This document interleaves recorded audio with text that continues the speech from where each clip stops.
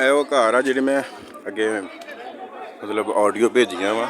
ਇਹ ਇਸ ਔਰਤ ਦਾ ਘਰ ਆ ਫੈਸਲਾਬਾਦ ਵਿੱਚ ਸਰਗੋਧਾ ਰੋਡ ਤੇ ਸਿਟੀ ਹਾਊਸਿੰਗ ਦੇ ਵਿੱਚ ਜੀ।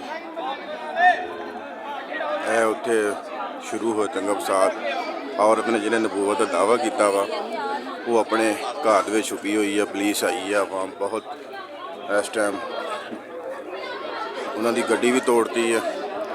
ਇਹ ਦੇਖੋ ਕਿੰਨੀ ਆਵਾਮ ਬੈਠੀ ਹੈ। ਇਹ ਖਤਮੇ ਨਬੂਵਤ ਦਾ ਦਾਅਵਾ ਕਰਨ ਡੇ ਆ। ਦਾਅਵਾ ਕਰਦੀ ਹੈ ਔਰਤ ਇਹਨੂੰ ਵਾਜਬੁਲ ਕਤਲ ਕੀਤਾ ਜਾਣਾ।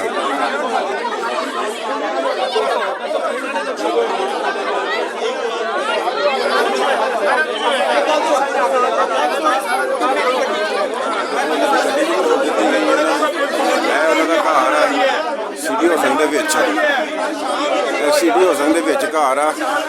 ਇਸ ਔਰਤ ਨੇ ਅੰਦਰ ਛੁਪੀ ਹੋਈ ਹੈ ਤੇ ਆਪਣੇ ਨਬੀ ਹੋਣ ਦਾ ਦਾਅਵਾ ਕੀਤਾ ਵਾ ਇਸ ਮਲੂਨ ਔਰਤ ਨੇ।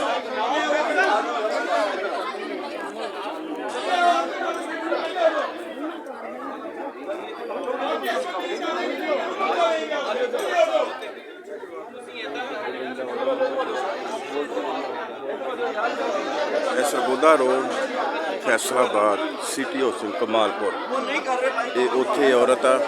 ਉੱਥੇ ਨੇ ਸੀ ਬਲਾਕ ਦੇ ਵਿੱਚ ਇਸ ਔਰਤ ਨੇ ਆਪਣੇ ਨਬੀ ਹੋਣ ਦਾ ਦਾਅਵਾ ਕੀਤਾ। ਮਲੂਨ ਔਰਤ ਨੇ ਘਰ ਦੇ ਵਿੱਚ ਛੁਪੀ ਹੋਈ ਹੈ, ਬਾਹਰ ਨਹੀਂ ਨਿਕਲ ਰਹੀ। ਪੁਲਿਸ ਉਹਦੇ ਘਰ ਦੇ ਸਾਹਮਣੇ ਆ। ਔਰਤਾਂ ਵੀ ਦੇਖੋ ਸਾਰੀਆਂ ਜੋ ਵੀ ਹੈ।